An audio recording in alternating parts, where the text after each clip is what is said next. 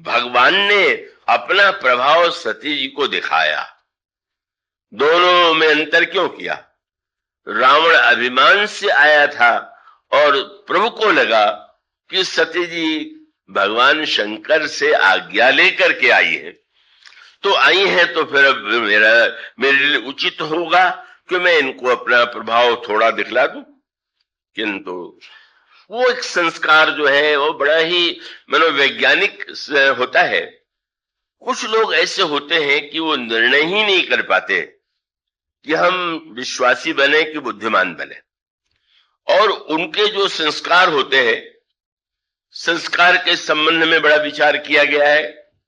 एक ही परिवार में दो व्यक्ति जन्म लेते हैं, दोनों के स्वभाव में भिन्नता है, दोनों के संस्कार में भिन्नता है, और तब शास्त्र यही कहते हैं कि भाई पूर्व जन्म का कोई संस्कार होगा। तो सती जी की सबसे बड़ी समस्या यह है कि भगवान का प्रभाव जान लेने के बाद आना चाहिए था विश्वास, वो नहीं आया। अब तो भगवान शंकर ने जब प्रश्न किया तो झूठ बोल गई। अगर वो बता देती कि प्रभु कितने कृपालु है कि मैं तो उनके सामने नकली वेश बना करके गई थी, पर कृपा करके उन्होंने अपने प्रभाव का दर्शन करा दिया, तो शंकर जी प्रसन्न हो जाते कि तुम धन्य हो और प्रभु तुम्हारे प्रति कितने कृपालु हैं कि उन्होंने स्वयं जो है चाहते तो प्रभाव छिपा लेते, पर वो उन्होंने वैसा नहीं किया। उन्होंने दर्शन करा करके तुम पर कृपा किया, और उस असत्य भाषण का परिणाम ये होता है कि भगवान शंकर ने यह निर्णय किया कि नहीं, जिनके हृदय में कपट बना हुआ है, दर्शन करने के बाद भी छिपाने की प्रवृत्ति है, उन सती को इस जन्म में इस शरीर के रहते हुए मैं स्वीकार नहीं करूंगा। उसके बाद मन ही मन का वो यह निर्णय कर लेते हैं कि इस जन्म में, लेकिन यह निर्णय करने के बाद भी उन्होंने सती को नहीं बताया। यही है भगवान शंकर के स्वभाव की कोमलता। इन्हें हम क्यों बतावे कि मैंने त्याग कर दिया है।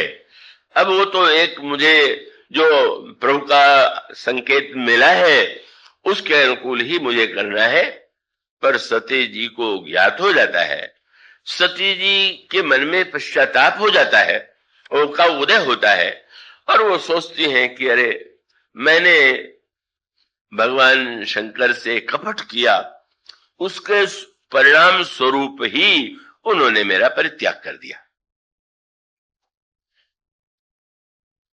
उन्होंने अनेक रूपों में पूछा क्यों कि भगवान शंकर ने तो छिपाया, पर आकाशवाणी हुई कि आप धन्य हैं, आपको छोड़ करके ऐसी प्रतिज्ञा कौन कर सकता। सती जी ने सुना तो भगवान शंकर से यही कहा, कीन कवनपन कहु कृपाला, सत्य धाम प्रभु दीन दयाला। आप तो बड़े सत्यवादी हैं, आप दीनों पर दया करते हैं, आप कृपा करके बताइए कि आपने कौन सी प्रतिज्ञा की है। बड़ा जटिल प्रश्न है, और ये स्वभाव का, व्यक्ति के स्वभाव का एक स्वरूप भी। स्वयं अभी झूठ बोल गई, पर भगवान शंकर से यही कहती है कि आप सच बोलिएगा, और ये सबका स्वभाव है। और उसमें ये कह देते हैं कि औरों से झूठ बोलो तो बोलो, पर मुझसे मत बोलो। यानी कि समस्या ये है कि हमारा स्थान अलग है, और इसलिए वे कहती हैं कि आप सच सच बता दीजिए, आप तो सत्यधाम में। अब वो शंकर जी के सामने समस्या है, और वो रामायण का एक दर्शन है क्या कि एक गुण है सत्य और दूसरा गुण है शील। तो व्यक्ति को सत्यनिष्ठ होना चाहिए कि व्यक्ति को शीलनिष्ठ होना चाहिए। तो शील का एक सरल सा अर्थ यह है कि आपके मन में जो आया आपने कह दिया, आप जो कुछ उचित समझ बैठे उसी को आपने बिना सोचे समझे उस प्रकार का व्यवहार सामने वाले से कर दिया। तो आपको भले ही ये गर्व हो जाए कि आप तो सत्यवादी हैं, आपने तो सच कहा है, लेकिन अगर उसको सुन करके सामने वाले को कष्ट हो गया, पीड़ा हो गई, तो दूसरे की भावना का ध्यान रखना शील है, और स्वयं अपने आप में जो अनुभव हो रहा है जैसा है उसे कह देना सत्य है। तो भगवान, ये रामचरितमानस का और भगवान राम के चरित्र का जो मूल दर्शन है वो ये है कि नहीं, सत्य और शील दोनों ही आवश्यक है। इसलिए भगवान राम ने जो लंका में धर्मरथ का वर्णन किया तो उन्होंने यही कहा कि धर्मरथ के ऊपर एक ध्वजा और एक पताका, ध्वजा सत्य और शील पताका, एक छोटा का झंडा समझ लीजिए और एक बड़ा। छोटा जो है वो ध्वजा है और जो और बड़ा है वो पताका। तो मानो सत्य तो ध्वजा है और शील पताका है। तो रामायण की मान्यता है कि सत्य का तो महत्व है ही, पर सत्य की अपेक्षा भी शील का महत्व और अधिक है। क्यों भाई? सत्य के द्वारा आपका कल्याण होता है। आपको जो सत्यभाषी है उसे स्वर्ग मिलेगा, तो सत्य के द्वारा हमारे स्वार्थ की पूर्ति होती है। और शील, हमें अपने स्वार्थ की चिंता न रह करके सामने वाले के की भावना, सामने वाले के सुख दुख का भी भान बना रहे। यह जो धर्म है शील धर्म, सत्य धर्म जो है वो स्वयं आत्म केंद्रित है, और शील धर्म जो है वो तो सामने वाले को दृष्टिगत रख करके उसका व्यवहार किया जाता है। इसीलिए त्रेता युग में राम राज्य जो बन पाया उसका एकमात्र कारण यह है कि भगवान राम का जो चरित्र है उसका केंद्र बिंदु शील है। इस सत्य को अगर कोई समझ ले, राम राज्य का अर्थ क्या हुआ? सब सुखी हो, कोई व्यक्ति दुखी न हो, किसी व्यक्ति के जीवन में पीड़ा न हो। तो ये चिंता तो तभी होगी जब किसी व्यक्ति में शील वृत्ति हो। राम राज्य का अर्थ केवल व्यक्ति का अपना कल्याण नहीं, सत्य के द्वारा व्यक्ति ने अपना कल्याण कर लिया पर दूसरे के कल्याण की उसको चिंता नहीं। और जहां पर शील है उसका अभिप्राय यह है कि नहीं, दूसरों का भी कल्याण तो होना चाहिए, दूसरे भी सुखी हो। और इसीलिए राम राज्य तो तभी बनेगा जब दूसरे की भावना, दूसरे के हृदय, दूसरे जितने पात्र हैं, या तो वो तो उन्होंने शील से सारे महाभारत के युद्ध में सारा युद्ध सत्य के नाम पर लड़ा गया।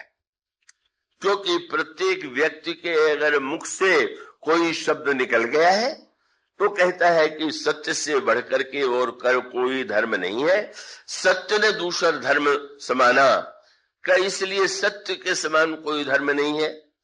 इसलिए भीष्म पितामह ने अगर अपने पिता को वचन दिया है कि मैं विवाह नहीं करूंगा, तो आजीवन उस सत्य पर दृढ़ रहे। का प्रत्येक पात्र ने महाभारत में कोई न कोई प्रतिज्ञा की है और अपने प्रतिज्ञा को सत्य मानता है।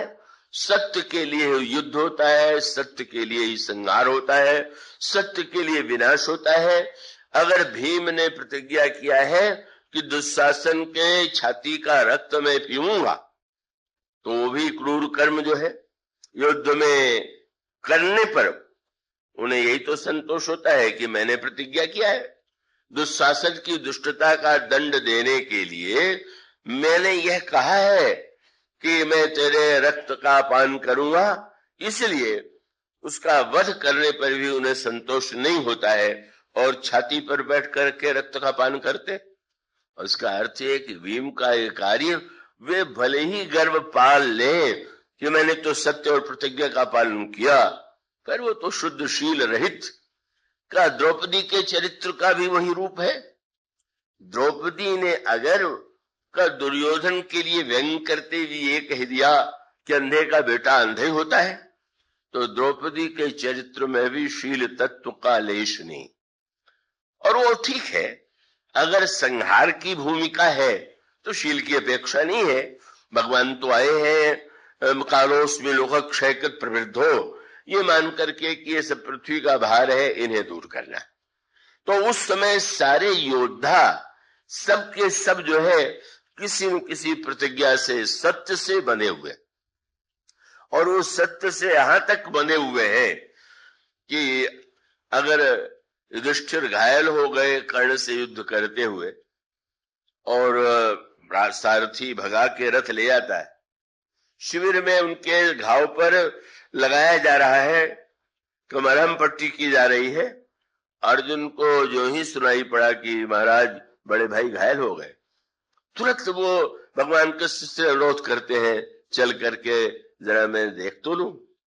और जब वहां पर आते हैं तो मान लिया युधिष्ठिर ने कि कर्ण का वध करके ही अर्जुन आ रहा, बड़े प्रसन्न हो गए। आओ आओ अर्जुन, तुमने कर्ण का वध करके मेरा हृदय शीतल कर दिया, हृदय से लग जाओ। अर्जुन ने कहा नहीं नहीं महाराज, मैं तो आपके घायल होने का समाचार सुनकर के आ गया, देखने के लिए। क्रोध आ गया और बिगड़ करके कहने लगे, बड़ा वीर तू कहलाता है, किसी कार्य तो तुझे कहां वीरता है, इतना जिसने मुझे प्रहार किया तो मार नहीं पाया, और गांडीव लेकर के समझता है कि मैं सबसे बड़ा योद्धा हूं। व्यर्थ है, ये तेरा गांडीव तो बांस का टुकड़ा है। क्या हुआ? सत्यवादी अर्जुन तलवार निकाल करके युधिष्ठिर का सिर काटने चले। ऐसा कोई दृश्य रामायण काल में नहीं हुआ जैसा यहां घटित हो। और भगवान कृष्ण ने देखा कि अर्जुन युधिष्ठिर का सिर काटने जा रहे, क्या कर रहे हो महाराज? आप तो जानते हैं कि मैं सत्य प्रतिज्ञ हूं, मैंने प्रतिज्ञा किया है कि मेरी अगर कोई निंदा करेगा तो सह लूंगा, लेकिन अगर मेरे गांडीव की निंदा करेगा तो मैं उसका सिर अवश्य काट लूंगा। तो हमारा सत्य तो सबसे बड़ा धर्म है और उसकी रक्षा के लिए मैं इनका सिर काटूंगा। अब बताइए द्वापर युग में राम राज्य कहां बनेगा? अर्जुन जैसा योग्य व्यक्ति भी जब सत्य का यह अर्थ मानता था तो क्या आप कल्पना कर सकते हैं कि द्वापर युग में कोई आदर्श राज्य बन सकता था क्या? वो तो भगवान कृष्ण तो समझ गए। जब ऐसे लोगों को तो बड़ा समझाना कठिन है। आपने तुरंत कह दिया कि अर्जुन ठीक है, तुमने मारने की प्रतिज्ञा की है, पर बड़ों को मारने के लिए तलवार थोड़ी चलाई जाती है। तुम तो दो चार कड़वे शब्द बोल दो और इतने से ही तुम्हारी प्रतिज्ञा पूरी हो जाएगी। और उन्होंने दो चार कड़वे शब्द कह लिए, बस इतनी ही अर्जुन की प्रशंसा है कि वो धर्म ज्ञान से जब विमूढ़ होते थे तो श्री कृष्ण की बात मान लेते थे। समझने की शक्ति नहीं थी पर आज्ञाकारी अवश्य थे, और आज्ञाकारी होने के नाते अच्छा महाराज ठीक है। और उसके बाद दूसरा दृश्य सामने आया। युधिष्ठिर जी पलंग से उतर करके मुकुट वगैरह उतार करके जब चलने लगे बाहर की ओर, भगवान कृष्ण ने पूछा कि आप कहां जा रहे हैं? मैंने प्रतिज्ञा किया है कि अगर मेरा छोटा भाई मेरा अपमान करेगा तो मैं सब कुछ छोड़ के वन में चला जाऊं, इसलिए मुझे जाना आवश्यक।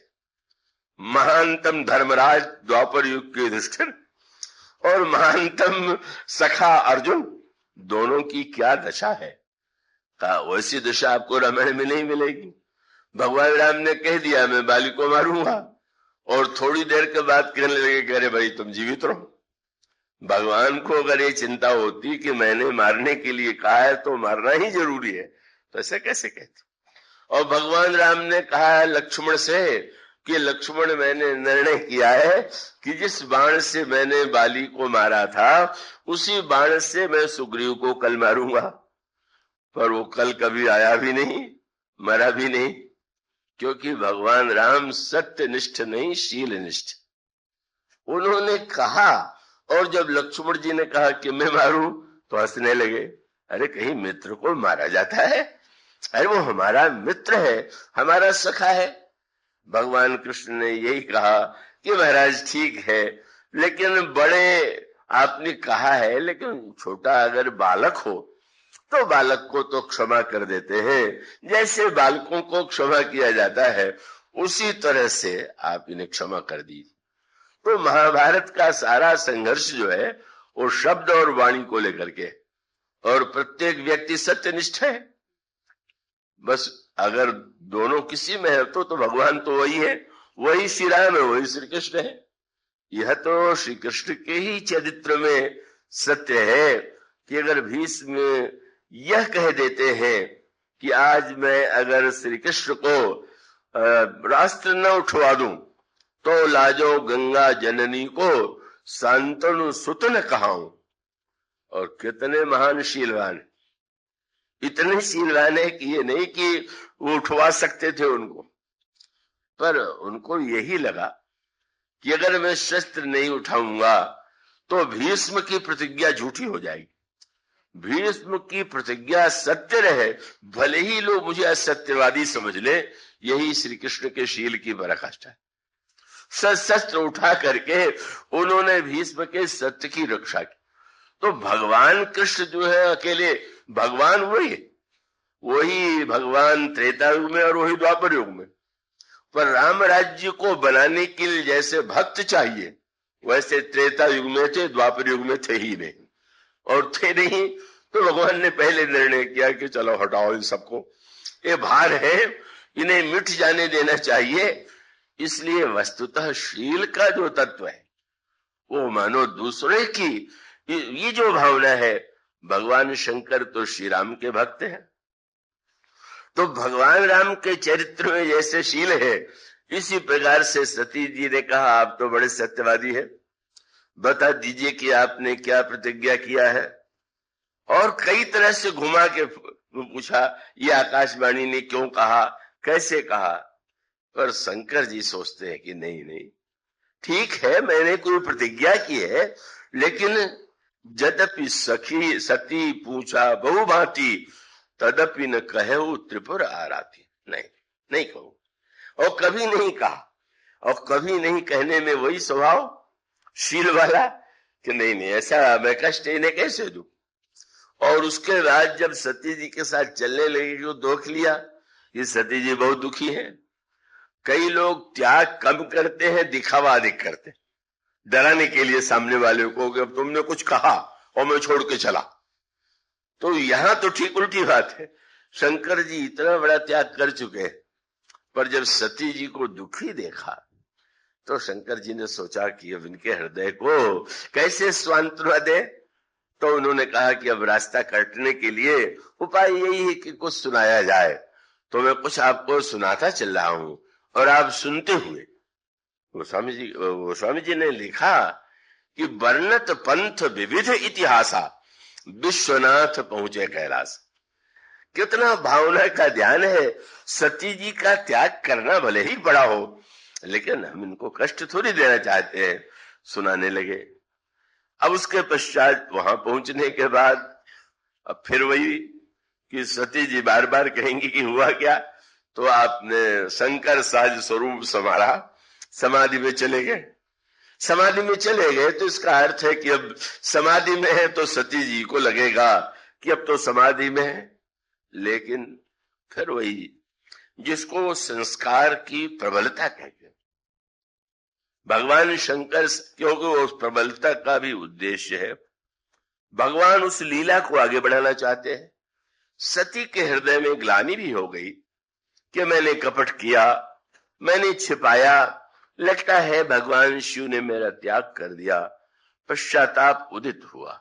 लेकिन आप में से बहुत से लोग, क्या अधिकांश लोग ऐसे होते कि कोई भूल हो जाए तो पश्चाताप। कई तो ऐसे होते हैं भूल होने पर भी पश्चाताप नहीं, वो तो भूल को भूल ही नहीं मानते, उन लोगों की बात ही जाने दीजिए। पर कई बार ऐसा लगता है कि भूल हो जाए तो पश्चाताप करना चाहिए, लेकिन पश्चाताप करने का अर्थ ये थोड़ी है कि बार बार वही भूल दोहराना चाहिए। पश्चाताप यदि हो गया तो इसका अर्थ तो हुआ कि निर्णय करने के आगे ऐसी भूल नहीं होगी। और वो एक बार यह बना ले कि ठीक है पहले गलती करेंगे, फिर पश्चाताप करेंगे, फिर माफी मांगेंगे। छोटे बच्चे को एक बार मैंने देखा, उसने दूसरे बच्चे को चांटा मार दिया और उसके बाद फिर उससे कहा कि सॉरी। तो मैंने पूछा ये क्यों? बोले पिताजी ने कहा कोई भूल हो जाए तो माफी मांग लेना चाहिए। तो चाटा लगाते जाओ, माफी मांगते जाओ, क्या बढ़िया धर्म का स्वरूप हो जाएगा। तो उस समय वो जो वृत्ति है, पश्चाताप हुआ पर परीक्षा हो गई। शंकर जी समाधि से जगे और दिखाई पड़ा कि आकाश से विमान चले जा रहे हैं।